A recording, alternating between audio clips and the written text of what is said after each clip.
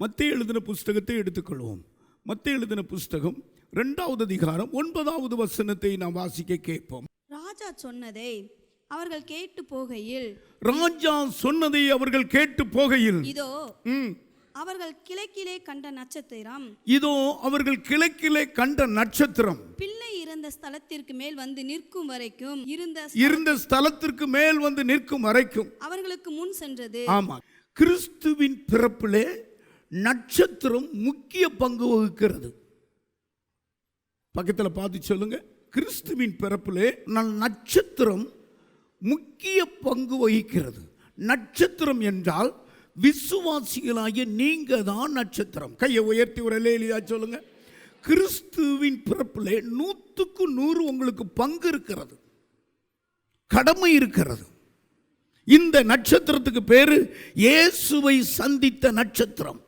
நட்சத்திரங்கள் வானத்தில் எத்தனையோ உண்டு, ஆனால் இந்த நட்சத்திரம் ஒரு அதிசயமான வாழ் நட்சத்திரமாய் இயேசுவை பிரதிபலித்துக் கொண்டிருக்கிற இந்த நட்சத்திரம். அந்த எருசலேம் பட்டணங்களிலே சாஸ்திரிகள் உண்டு, வானத்தை ஆராய்ச்சி பார்த்துக்கிட்டே இருப்பார்கள்.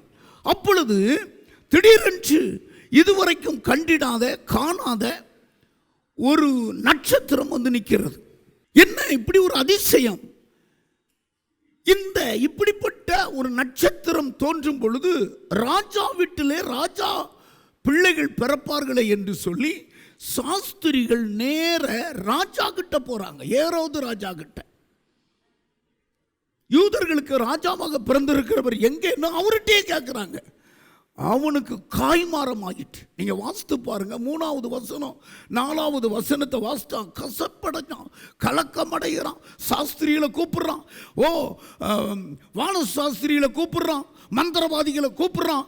எங்க இந்த நட்சத்திரம் எங்க பிறந்திருக்கிறது, யார் அவரு? கலக்கம் அடைகிறான்.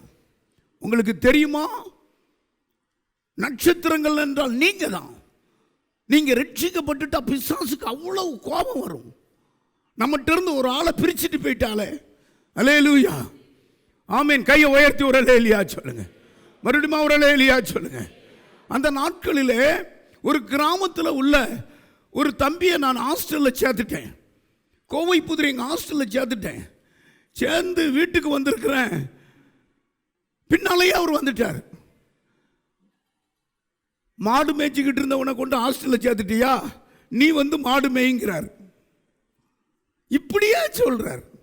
வாடகை வீட்டில் இருக்கிற பொழுது நான் என் வீட்டில் மாடு மேய்ச்சிக்கிட்டு இருந்த பையனை நீ போய் ஹாஸ்டலில் சேர்த்துட்டியா, நீ வந்து மாடு மேய்ங்கிறார். போய் கூட்டிட்டு வாங்குறார். என்னத்தை சொல்ல பாருங்க. நம்ம ரட்சிக்கப்பட்டுட்டா காய்மாற வந்துடும். பாடிங்க 3வது வசனம் படிங்க. அவன் கலங்கினான், அவன் ஆவி கலங்குச்சு. வாசிங்க. ஏரோது ராஜா அதை கேட்ட பொழுது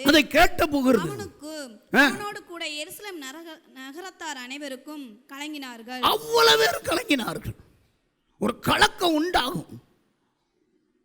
ரட்சிக்கப்பட்டு ஆகா, இனி இவன் சாராயம் குடிக்க மாட்டானே, இவன் நமக்கு அடிமையா இருக்க மாட்டானே, இவன் அந்த பரிசுத்த கூட்டத்தில் போய் சேர்ந்துட்டானே. ஏன் தெரியுமா? நட்சத்திரம் இயேசுவை சந்தித்த நட்சத்திரம். கையை உயர்த்தி எல்லாரும் ஒரு அல்லேலூயா சொல்லுங்க. மறுபடியும் ஒரு அல்லேலூயா சொல்லுங்க. நீங்கள் ஒவ்வொருவரும் கிறிஸ்து பிறப்புக்கு முக்கியமானவர்கள். அதற்கு முக்கியம் ஒரு பங்கு வகிக்கிறது நட்சத்திரம். இயேசுவை சந்திக்கிறது. இயேசுவை சந்திக்கும் பொழுதுதான் மாபெரும் அற்புத மனுஷன் நடக்கும். அல்லேலூயா. அருமையானவர்களே, பாலாக்கி என்ற மோவாப் ராஜா ஒருவன் இருந்தான். அவனுக்கு முன்பதாக பிலேயாம் தீர்க்கதரிசி இஸ்ரவேல் ஜனங்கள் மேல வைத்திருக்கிற ஆசீர்வாதத்தை புகழ்கிறார், வர்ணிக்கிறார். என்னாகமம் எழுதின புஸ்தகம் 24வது அதிகாரம் 1 வசனத்தை நீங்க வாசித்தா, இஸ்ரவேலை ஆசீர்வதிப்பது கர்த்தருக்கு பிரியம், நான் கண் திறக்கப்பட்டவன் சொல்லுகிறேன், என்னுடைய கண்களை எல்லாம் திறந்திருக்கிறார். ஓ யாக்கோபு அவன் பரவுவான், அவன் வாசஸ்தலம் அழகாயிருக்கும், அவன் சந்தனம் போல வாசனை வீசுமா, அந்த யாக்கோபு காண்டாமிருகத்தை போல பலன் வரும், அந்த யாக்கோபுடைய குமாரர்கள் சிங்கத்தை போல பதிவிருப்பார்கள். இது பாலாக் ராஜாவுக்கு புளிய கரைச்சி ஊத்துனது போல எரிச்சல் படுறான். நீங்க 24வது அதிகாரம் 10வது வசனத்தை நீங்க வாசித்தா அந்த பாலாக்கு சொல்றான், சத்துருக்களை சபிக்க நான் உனக்கு சொன்னா நீ 3 முறை ஆசீர்வதிக்கிறிய, ஓடு. இங்க கவனிங்க. அப்பொழுது பாலாக் பிலேயாமின் மேல் கோபம் உண்டவனாகி கையோட கை தட்டி பிலேயாமை நோக்கி உன் சத்துருக்களை சபிக்க உன்னை அழைத்து அனுப்பினேன். நீயோ இந்த 3 முறையும் அவர்களை ஆசீர்வதிக்கவே ஆசீர்வதித்தாய். ஆகையால் உன் இடத்துக்கு ஓடிப்போ. போதும், ஓடிப்போ. இவங்களை பார்த்தால எரிச்சல் வருது. இவங்க வீடு அழகா இருக்குங்க, இவங்க பழகி பெருகுவாங்க. யாக்கோபே உன் கூடாரங்களும் இஸ்ரவேலே உன் வாசஸ்தலங்களும். இங்க கவனிங்க, இந்த வசனம் எல்லாம் உங்களுக்கு தான். யாக்கோபே உன் கூடாரம், இஸ்ரவேலே உன் வாசஸ்தலம். எவ்வளவு அழகா இருக்கிறது. உங்க வீடு தான். இயேசு ஒரு வீட்டுக்குள்ள வந்தா தான் அந்த வீடு அழகா இருக்கும். அசுத்த ஆவிலாம் ஓடிரும், சண்டை சச்சர ஓடிரும். ஒரு வீட்டுக்குள்ள போன அவர் பேங்க்ல ஒர்க் பண்றாங்க, அவங்க ஒரு டீச்சரா இருக்கிறாங்க. அந்த பையன் திடீர்னு ஒரு ஸ்பிரிட்ல ஆங்காரம் மாதிரி அவங்க அம்மாவை கரகரன்னு இழுத்து ஒரு ரூமுக்குள்ள பூட்டி எல்லாத்தையும் உடைச்சிட்டான். எல்லாம் விலையேற பெற்ற பொருட்கள் உடைச்சி நடு ரூமுக்குள்ள போட்டிருக்கிறான். பாருங்க, பிசாசு அப்படித்தான் செய்யும். இயேசு வந்துட்டா நம்ம வீடு அழகா இருக்கும். ஆமா, அடுத்து கீழே வாசிமா.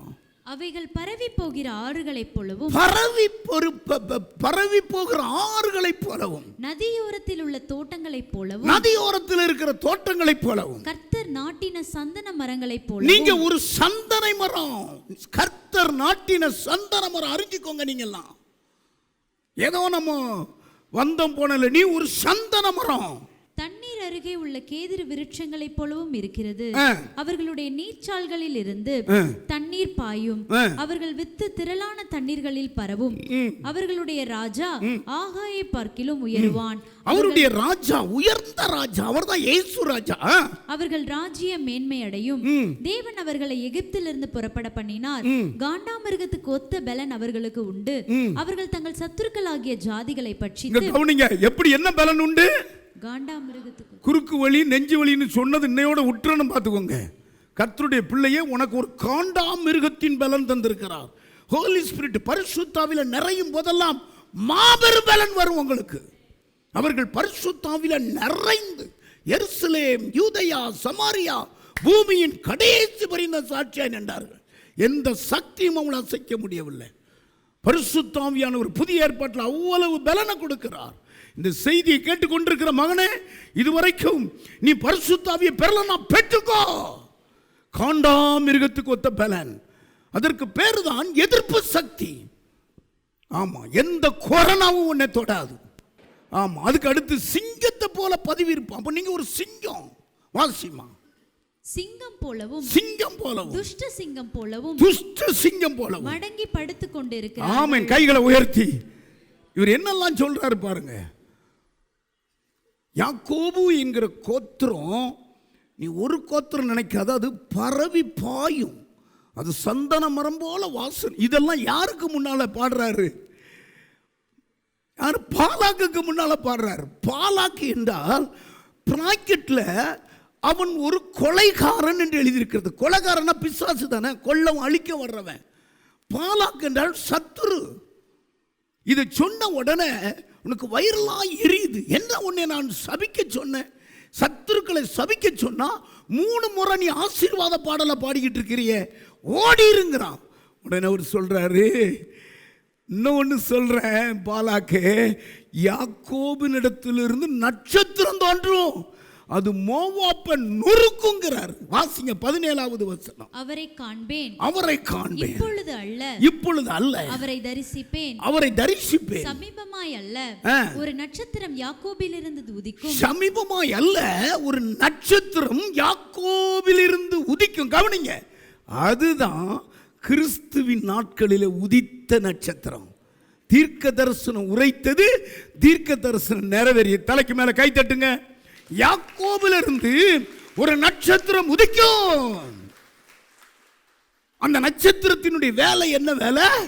மோவாப்பை நொறுக்கும். வாசிங்க. ஒரு செங்கோல் இஸ்ரவேலிலிருந்து எழும்பும். ஒரு செங்கோல் ஆளுகும் ஆட்சி ஒரு எழும்பும். அது மோவாபின் எல்லைகளை நொறுக்கி. மோவாப்பு, இந்த மோவாப்பு யார் தெரியுங்களா? கவனிக்கிறீங்களா? மோவாப்பு என்றால் அருவருப்புன்னு எழுதியிருக்கிறது. லோத்துக்கும் லோத்து மகளுக்கும் பிறந்த பிள்ளைக்கு பேர் தான் மோவாப்பு. மோவாப்பு மிக மிக அருவருப்பானது. அதை நொறுக்கும். ஒரு நட்சத்திரம் தோன்றும், மோவாப்பை நொறுக்கும். அப்படின்னா என்ன? நாம் தான் பாவத்தை அழிக்கிற கோத்திர. நாம் கைகளை உயர்த்தி அல்லேலூயா. பாவத்துக்கு விரோதமா எதிர்த்து நிற்கிற கோத்திர. நாம் ரத்தம் கூட சிந்திரலாம், பாவத்தில் விழக்கூடாது. கர்த்தருடைய பிள்ளையை நம்மளை பத்தி காரண்டி கொடுக்கிறார். ஆமா, ரெக்கமெண்டேஷன் பண்றார். இவங்க மோவாப்புற நொறுக்கிற கூட்டம். நீ நினைக்கிற எனக்கு கை வலி கால் வலி, நீ அபிஷேகம் மட்டும் நீ பெற்றுட்டா நீ ஒரு தண்டாயுதம், நீ ஒரு அஸ்திராயுதம். உன்னை கொண்டு ராஜ்யங்களை நொறுக்குவார், உன்னை கொண்டு குதிரைகளை நொறுக்குவார், உன்னை கொண்டு குதிரை வீரனை நொறுக்குவார். வான மண்டலத்தில் இருக்கிற பிசாசையும் அந்தகார சேனையும் நீ அழித்து நொறுக்குவாய். எரேமியா எழுதின புஸ்தகம் 51வது அதிகாரம். நீ எனக்கு தண்டாயுதம். நீ சொல்றாரு எரேமியாவே, நீ சாதாரண ஆள் அல்ல, நீ எனக்கு தண்டாயுதம். ஒரு இடி இடிச்சு சொல்லுங்க. நீ எனக்கு தண்டாயுதமும் அஸ்திராயுதமும் ஆனவன். அஸ்திராதையும் ஆனவன். நான் உன்னை கொண்டு ஜாதிகளை நொறுக்குவேன். நான் உன்னை கொண்டு ஜாதிகளை நொறுக்குவேன். உன்னை கொண்டு ராஜ்யங்களை அழிப்பேன். உன்னை கொண்டு ராஜ்யங்களை அழிப்பேன். உன்னை கொண்டு குதிரையையும். உன்னை கொண்டு. அப்போ பாருங்க, இதெல்லாம் எப்படி நீங்க நினைக்கிறீங்க? ஆண்டவர் உங்களை கொண்டு செய்யற காரியம் பயங்கரமா இருக்கும். உன்னை கொண்டு குதிரையையும் குதிரை வீரனையும் நொறுக்குவேன். உன்னை கொண்டு ரதத்தையும் ரத வீரனையும் நொறுக்குவேன். ரதத்தின் வீரனையும் நொறுக்குவேன். பிசாசுடைய ரதம் போல ஒரு அப்படியே வர்றான். நம்மளை கொண்டு அந்த சேனையெல்லாம் நொறுக்குவார். நான் ஒரு நட்சத்திரம். சொல்லுங்களேன், யூதாவில் பிறந்த ஒரு நட்சத்திரம். கைகளை உயர்த்தி எல்லாரும் ஒரு லேலியா சொல்லுங்க. இவர் ஒரு தடவை ஆபிரகாமும் என்ன சொல்றாருன்னா, நீர் எனக்கு கேடகமும் மகாபெரிய பலனுமா இருக்கிறேன்னு சொல்லி நான் பிள்ளை இல்லாமல் இருக்கிறேனே, எனக்கு என்ன தருவீர்? உடனே அவர் சொல்றாரு, நீ கூடாரத்தை விட்டு வெளியே வா, பிள்ளை இல்லாமலா இருக்கிற, நட்சத்திரத்தை என்ன கூடுமானா பாரு, வெளியே வா, வானத்தை கண்ணாந்து பாரு, அவ்வளவா உன் சந்ததியை பெருக பண்ணுவேங்கிறாரு. அல்லேலூயா. ஆதியாகமம் புஸ்தகம் 15வது அதிகாரம் 2வது வசனத்தை வாசிக்க கேட்போம். அதற்கு ஆபிராம், கர்த்தராகிய ஆண்டவரே, அடியேனுக்கு என்ன தருவீர்? அடியேனுக்கு என்ன தருவீர்? நான் பிள்ளை இல்லாமல் இருக்கிறேனே. நான் பிள்ளை இல்லாம இருக்கிறேனே. தமஸ்கு ஊரானாகிய. கவனிங்க, நான் பிள்ளை இல்லாம இருக்கிறேனே. இன்னைக்கு அப்படித்தான் நீங்க நினைக்கலாம். வெறுமையா இருக்கிறேனே, இப்படி தோல்வியா இருக்கிறேனே. உடனே ஆண்டவர் சொல்றாரு, 5வது வசனம், வெளியே கூப்பிடுறாரு. அவர் அவனை வெளியே அழைத்து வானத்தை அண்ணாந்து பார், வானத்தை அண்ணாந்து பார், நட்சத்திரங்களை என்ன உன்னாலே கூடுமானால், நட்சத்திரத்தை பாரு, என்ன கூடுமானால் அவைகளை என்ன என்று சொல்லி அவனை நோக்கி, உன் சந்ததி இவ்வண்ணமாய் இருக்கும் என்றார். அந்த நட்சத்திரம் என்ன கூட என்ன, நீ எண்ணிக்கிட்டே இரு, இவ்வளவாய் உன் சந்ததி இருக்குன்ட்டார். கையை உயர்த்தி. இன்னைக்கு இந்த உலகத்தில் கிறிஸ்தவ சந்ததி தான் உலகம் முழுவதும் நிரம்பி இருக்கிறது. கையை உயர்த்தி. தீபாவளிங்கிற பண்டிகை இந்தியாவில் கொண்டாடுற பண்டிகை, கிறிஸ்துமஸ்ங்கிற பண்டிகை உலகம் முழுவதும் கொண்டாடுகிற பண்டிகை. கைகளை தட்டி ஹல்லேலூயா, ஹல்லேலூயா. ஆமா, அவங்க தான் நட்சத்திரம். அப்படி சொல்லி அந்த ஈசாக்கு மூலமாய் ஒரு நட்சத்திரத்தையே உண்டாக்கினார். அதனால தான் ஆபிரகாம் 3 கூட்டத்துக்கு அவன் தகப்பன். இஸ்லாமியர்களுக்கு அவர்தான் தகப்பன், யூதர்களுக்கு அவர்தான் தகப்பன், புறஜாதி நமக்கும் அவர்தான் தகப்பன். தலையை கை தட்டி அப்படி பெருக்கி இருக்கிறார். ஆகையினாலே கிறிஸ்துமஸுக்கு உனக்கு ஒரு மிகப்பெரிய ஒரு பங்கு இருக்கிறது. நீ யார் என்பதை கர்த்தர் உனக்கு எடுத்து காட்டுறார். நீ ஒரு நட்சத்திரம். அல்லேலூயா. என்ன அமைதியா இருக்கீங்க? அல்லேலூயா. நீ ஒரு நட்சத்திர மகளே, நீ ஒரு நட்சத்திர மகளே. கிறிஸ்துமஸில் உனக்கு மிகப்பெரிய பங்கு வகிக்க வேண்டும். நீ தான் இயேசுவை எழுதி வைத்திருக்கிறேன். இயேசுவை சந்தித்த நட்சத்திரம் நீ தான்.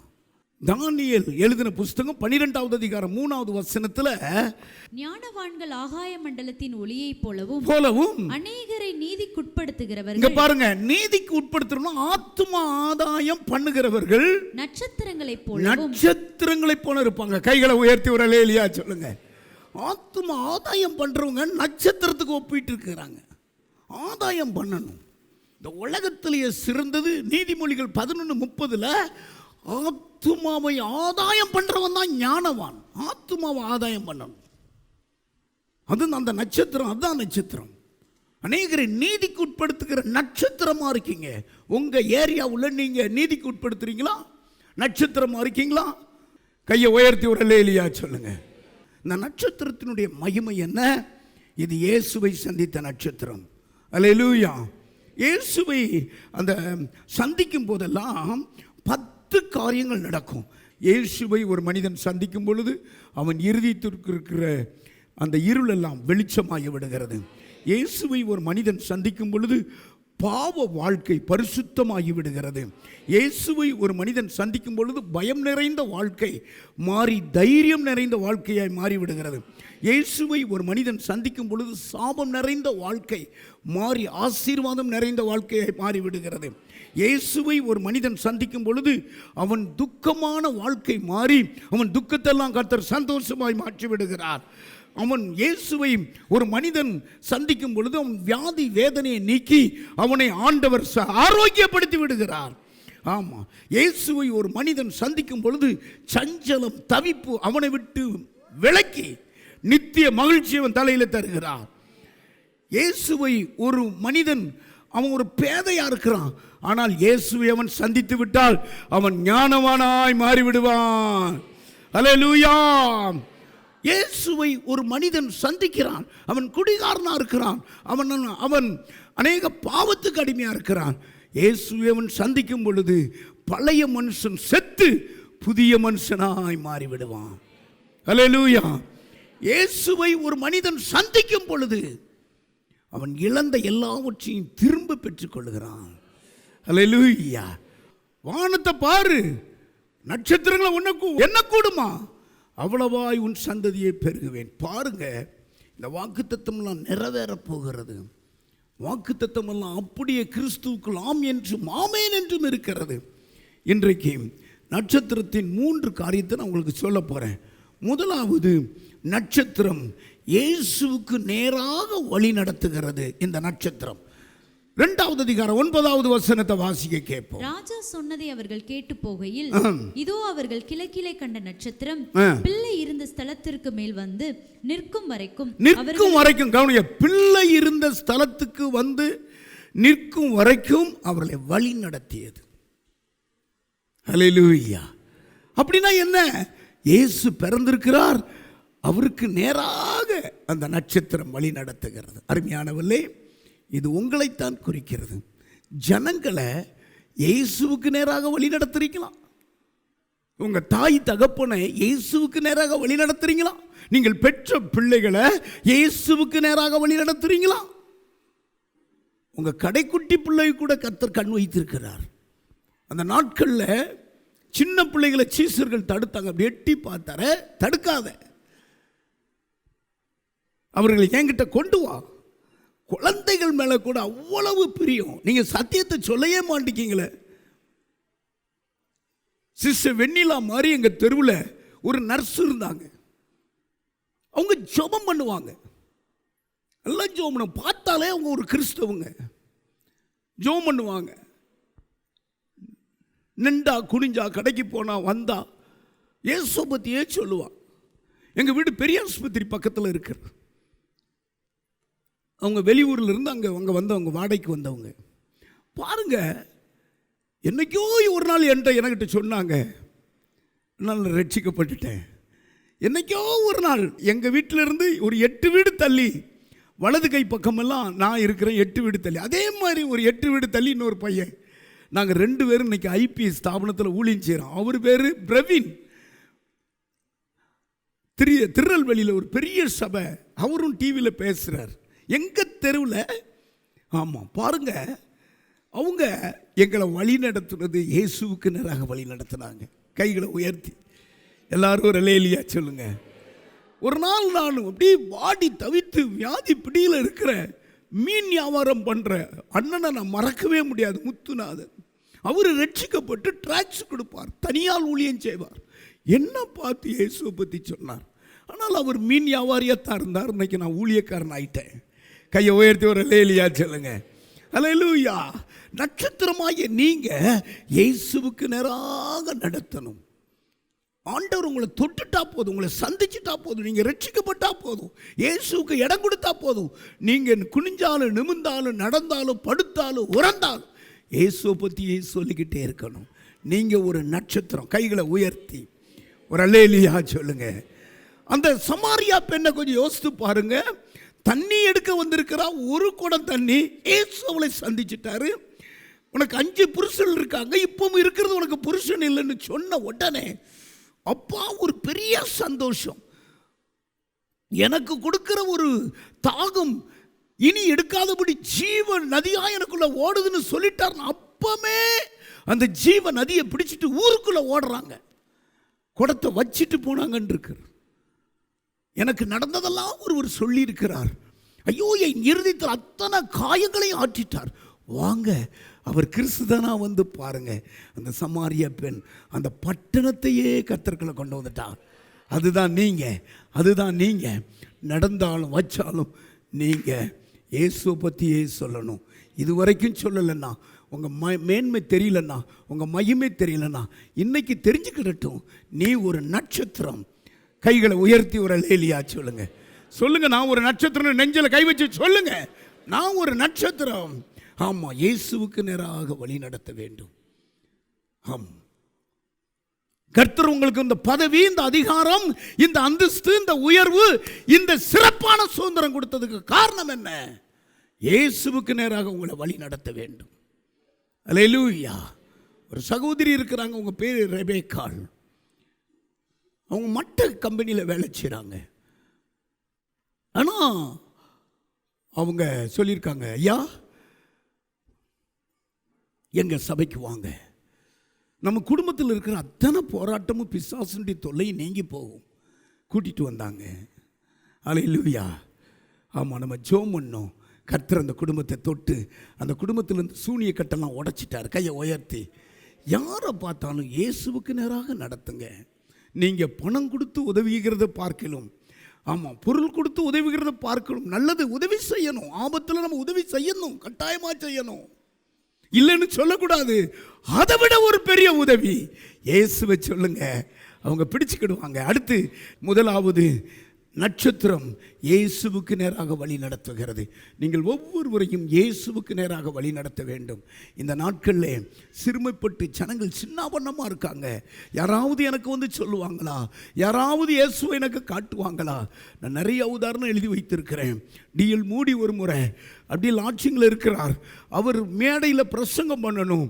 ஆனால் இவர் ஆயத்தமாயிட்டு இருக்கிற பொழுது அடுத்த ரூமில் ஒரு சண்டை நடக்குது. படா படா படா படான்னு ஆண்டவர்கிட்ட ஏவுறார். பிரசங்கம் எடுக்காமல் தடுக்கிறார். எல்லாம் அதையே காட்டுற, போய் சொல்லு போய் சொல்லு அப்படின்னு. ஐயோ, நான் என்னத்தை சொல்ல அப்படின்னு சொல்லிட்டு இவர் நேரம் மீட்டிங் போயிட்டார். வந்து பார்த்தா அந்த ரூமில் போலீஸ்காரங்க நிற்கிறாங்க. என்னென்னா 2 பேர் தூக்கில் தொங்குறாங்க. இவர் அட்டி அட்டி அட்டின்னு நெஞ்சியை போட்டு, அதாவது தன்னுடைய நெத்தியை ஸ்டூலில் போட்டு அடிக்கிற. ஆண்டவர் என்கிட்ட சொன்னீங்களே, ஆண்டவர் என்கிட்ட சொன்னீங்களே, ஐயோ இவங்களை இழந்துட்டனே. அப்படி நீங்கள் இருக்கக்கூடாது. இயேசுவை நாம் காட்டிக்கொண்டே இருக்க வேண்டும். 2வது, இந்த நட்சத்திரம் தாழ்மையோடு இயேசுவை காட்டுகிற நட்சத்திரம். தன் ஸ்தானத்தை விட்டு, தன்னுடைய அந்தஸ்தை விட்டு, தன்னுடைய உயர்வை விட்டு. 9வது வசனம் மறுபடி வாசிக்க கேட்போம். ராஜா சொன்னதை அவர்கள் கேட்டு போகையில், இதோ அவர்கள் கிழக்கிலே கண்ட நட்சத்திரம் பிள்ளை இருந்த ஸ்தலத்திற்கு மேல் வந்து நிற்கும் வரைக்கும் அவர்களுக்கு முன் சென்றது. நிற்கும் வரைக்கும் கவனிக்கிறீங்களா? பாருங்க, அதுக்கு நேரம் வந்து நிற்கிற நட்சத்திரம். உங்களுக்கு தெரியுமா? நீங்க படிச்சிருக்கீங்கல்ல, அது கோடி கோடி கோடி கோடி உயரத்தில் இருக்கிறது. சூரியனுக்கெல்லாம் அந்த பக்கம் எத்தனையோ மைல் இருக்கிறது. அது தன்னுடைய ஸ்தானத்தை விட்டு இறக்கி இறக்கி இறக்கி இறக்கி அப்படி வந்து நிற்குது. எல்லாரும் பார்க்குற மாதிரி வந்து ஃபேன் மாதிரி வந்து நிற்குது. என்ன தன்னை தாழ்த்தி இருக்கிறது, கையை உயர்த்தி. அதனால தான் அந்த உலகம் முழுவதும் ரட்சிப்பு. அருமையானவர்களே, உடைய வாழ்க்கையிலே தாழ்வு ரொம்ப முக்கியம். ஆமாம், மரியாள் சொன்ன ஒரு வார்த்தையை பாருங்க. லூக்கா எழுதின புஸ்தகம் 1வது அதிகாரம் 48வது வசனத்தில் அடிமையின் தாழ்மையை அவர் பார்த்தார், என்னை பாக்கியவதியா நினைத்தார். அந்த அந்த தாழ்மையை கண்ணோக்கி பார்த்தாராம். அடிமையின் தாழ்மையை பாருங்க, அவர் தம்முடைய அடிமையின் தாழ்மையை நோக்கி பார்த்தார்.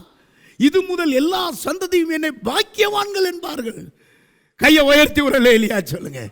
எத்தனையோ பேர் இருக்க, இந்த அடிமையை கர்த்தர் நோக்கி பார்த்தார். அந்த இயேசுவை எனக்குள்ளே தந்தார், நான் பாக்கியவதியா இருக்கிறேன். அல்லேலூயா. தாழ்மை இருக்குதா? தாழ்மை உள்ளவர்கள் கர்த்தர் கிருபை தருகிறார். தாழ்மைக்கு ஒரு பலன் ஐஸ்வர்யமும் கனமும் மகிமையுமா. கையை உயர்த்தி அல்லேலூயா. உங்களுடைய அந்தஸ்தை நீங்கள் அதிகாரியாக இருக்கலாம், ஆனால் இயேசுவை பற்றியே நீங்கள் சொல்லுங்க, கர்த்தர் நல்லவர். ஆமாம், இயேசுவை பாருங்க, எப்படி தன்னை இறங்கினார் என்று பாருங்க. பிலிப்பியர் எழுதின புஸ்தகம் இந்த 2வது அதிகாரத்தை நான் தினந்தோறும் வாசித்து முத்தம் கொடுப்பேன். அவர் தேவனுடைய ரூபமாய் இருந்தும், இயேசுவை பாருங்க, இயேசு கிட்ட தான் நம்ம தாழ்மை கத்துக்கிடணும். அவர் தேவனுடைய ரூபமாய் இருந்தும் தேவனுக்கு சமீபமாய் இருப்பதை கொள்ளையாடின பொருளாக எண்ணாமல், கொள்ளையாடின பொருளா எண்ணாதபடி தன்னைத்தானே வெறுத்து அடிமையின் ரூபம் எடுத்து மனுஷர் சாயலானார். அவர் மனுஷ ரூபமாய் காணப்பட்டு மரண பரியந்தம், அதாவது சிலுவையின் மரண பரியந்தமும் கீழ்ப்படிந்தவராகி தம்மை தாமே தாழ்த்தி. கைகளை உயர்த்தி ஒரு அல்லேலூயா சொல்லுங்க. ஹல்லேலூயா. இந்த தாழ்மையோடு இயேசுவை காட்டும் நட்சத்திரம். இயேசு தன்னை தாழ்த்தினதுனால தான் இவ்வளவு பெரிய ரட்சிப்பு நமக்கு கிடைச்சது. இந்த சமுதாயத்தில் நம்முடைய அக்கா தங்கச்சி சகோதரருக்குள்ளே நம்ம ஒரு புதிய மனுஷனாய் வாழ கர்த்தர் கிருபை செய்தார். 3வது சொல்லிட்டு முடிக்கிறேன். இந்த நட்சத்திரம் சந்தோஷத்தை உண்டாக்குன நட்சத்திரம். 10வது வசனம். அவர்கள் அந்த நட்சத்திரத்தை கண்டபோது மிகுந்த ஆனந்த சந்தோஷம் அடைந்தார்கள். கைகளை உயர்த்தி ஒரு அல்லேலூயா சொல்லுங்க. அல்லேலூயா. இந்த உலகத்துக்கு நீங்க தான் சந்தோஷத்தை கொடுக்கணும். நீங்க தான் சந்தோஷத்தை கொடுக்கணும். உலகம் பாவ அடிமைத்தனத்தில் இருக்கிறது, நீங்க தான் கொடுக்கணும். எரேமியா எழுதின புஸ்தகம் 8வது அதிகாரம் 11வது வசனத்தில் போலியான சமாதானம் தான் இருக்கிறது. சமாதானம் சமாதானம் என்று சொல்லி என் ஜனமாகிய குமாரத்தின் காயங்களை மேப்புச்சாய் பூசுறாங்க. சமாதானம் இல்லை. உயர்வு இருக்கு, அந்தஸ்து இருக்கு, பணம் இருக்குது, இந்த உலகத்தில் சமாதானம் இல்லை. உங்களுக்கு சமாதானம் இல்லாதிருந்தும் சமாதானம் அது வந்து சொல்றாங்க பாருங்க. ஆமா, எல்லாத்தையும் சிரிப்பி காட்டின இந்த கோமாளி டாக்டர்கிட்ட போனான். ஐயா, எனக்கு ராத்திரிலாம் தூக்கம் வர மாட்டுக்கு. அவர் சொன்னார், அப்பா உனக்கு தெரியுமா, ரஷ்யா சர்க்கஸ் இங்கே கோயம்புத்தூரில் போட்டிருக்கான், போய் பாரு. அங்கே ஒரு கோமாளி வித்தை காட்டுறவனை பார்க்கும்போது சிரிச்சுக்கிட்டே இருக்கலாம் போலுக்கும், தூக்கத்தில் கூட சிரிப்பு வருது.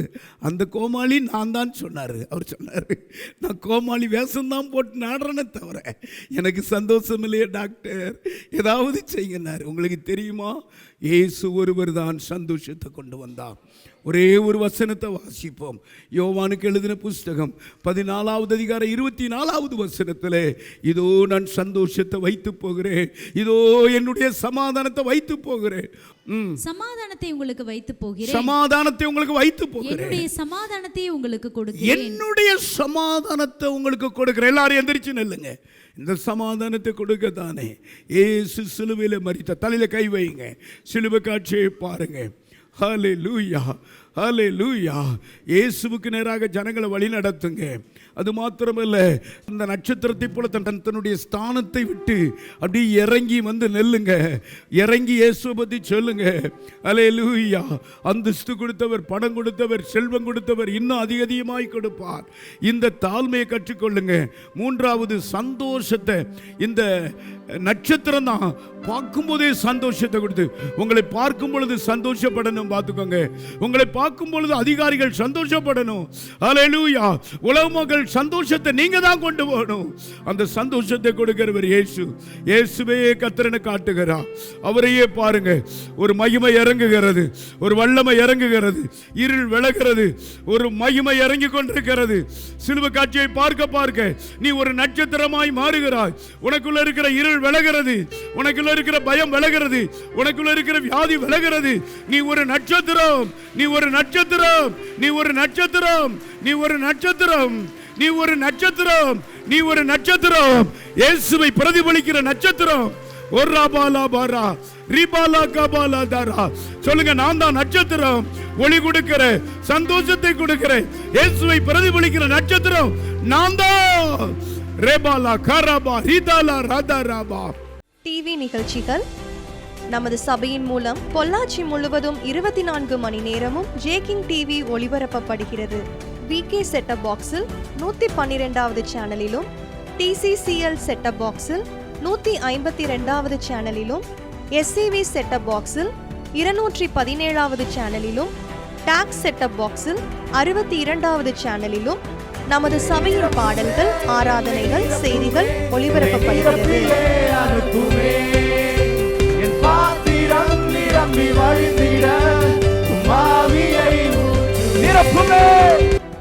தமிழ்நாடு முழுவதும் பைபிள் டிவியில் தினமும் மாலை 6:30 மணிக்கும், பெனியல் டிவியில் தினமும் காலை 7:30 மணிக்கும் நமது சபையின் நிகழ்ச்சிகள் ஒளிபரப்பப்படுகிறது. இந்த டிவி ஊழியங்களின் மூலம் ஆயிரக்கணக்கான ஜனங்கள் ஆசிர்வதிக்கப்பட ஜெபித்துக் கொள்ளுங்கள். அன்பார்ந்தவர்களே, ஒவ்வொரு ஞாயிற்றுக்கிழமையும் ஏராளமான ஜனங்கள் நமது ஆலயத்திற்கு வந்து விடுதலை, சுகம், ஆசிர்வாதம் மற்றும் சமாதானம் பெற்று செல்கின்றனர்.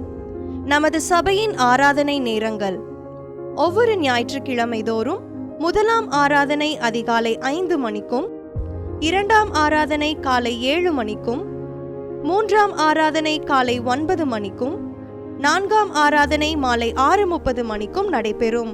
முதல் 3 ஆராதனைகளையும் நீங்கள் நேரடியாக சபையின் யூடியூப் வலைதளத்தில் உள்ள IPHH கிணத்துக்கடவு சேனலில் உலகத்தின் அனைத்து பகுதிகளிலும் இருந்து பார்த்து பயனடையலாம். சிறுவர்களுக்கான ஓய்வு நாள் பள்ளி முதலாம் ஆராதனையில் காலை 6 மணிக்கும், இரண்டாம் ஆராதனையில் காலை 8 மணிக்கும், மூன்றாம் ஆராதனையில் காலை 10 மணிக்கும் நடைபெறும். வாலிபர் கூடுகை ஒவ்வொரு மாதமும் முதல் ஞாயிற்றுக்கிழமை அன்று காலை 9 மணிக்கு வாலிபர்களுக்கான விசேஷித்த கூடுகை நடைபெறும். எண்ணெய் பூசி சுகமளிக்கும் வாக்குத்தத்த ஆராதனை ஒவ்வொரு மாதத்தின் 1ஆம் தேதி அதிகாலை 5 மணிக்கும் காலை 10 மணிக்கும் நடைபெறும். கட்டுகளை அவிழ்க்கும் உபவாச ஜெபம் ஒவ்வொரு மாதமும் 3ஆம் வெள்ளிக்கிழமை காலை 10 மணிக்கு நடைபெறும். இதில் ஒவ்வொருவருக்காக தனிப்பட்ட முறையில் பிரார்த்தனை ஏறெடுக்கப்படும். விடுதலை உபவாச ஜெபம் ஒவ்வொரு மாதமும் கடைசி சனிக்கிழமை அன்று காலை 10 மணிக்கு நம் தேசத்திற்காக பாரத்தோடு ஜெபங்கள் ஏறெடுக்கப்படும். ஒவ்வொரு வியாழக்கிழமை தோறும் ஆண்களுக்கான ஜெப கூடுகை புதிய ஆலயத்திலும், பெண்களுக்கான ஜெப கூடுகை பழைய ஆலயத்திலும் மாலை 7 மணிக்கு நடைபெறும். ஒவ்வொரு புதன்கிழமை அன்றும் வாலிப சகோதரர்களுக்கான ஜெப கூடுகை மாலை 7 மணிக்கு நடைபெறும். ஒவ்வொரு ஞாயிற்றுக்கிழமை அன்று வாலிப சகோதரிகளுக்கான ஜெப கூடுகை மாலை 5 மணிக்கு ஜூம் மீட்டிங்கில் நடைபெறும். நமது சபையில் தினமும் காலை 10 மணி முதல் 2 மணி வரை சபைக்காகவும் தேசத்திற்காகவும் ஜெபங்கள் ஏறெடுக்கப்படும். இக்கூட்டங்களில் கலந்து கொண்டு தேவ ஆசிர்வாதம் பெற யாவரையும் அன்புடன் அழைக்கிறோம். எங்களது முகவரி: IPA ஜெப ஆலயம், சர்வம் தியேட்டர் பின்புறம், பொள்ளாச்சி மெயின் ரோட், கிணத்துக்கடவு, 642109. ஜெப உதவிக்கு 9443435618 9488873284.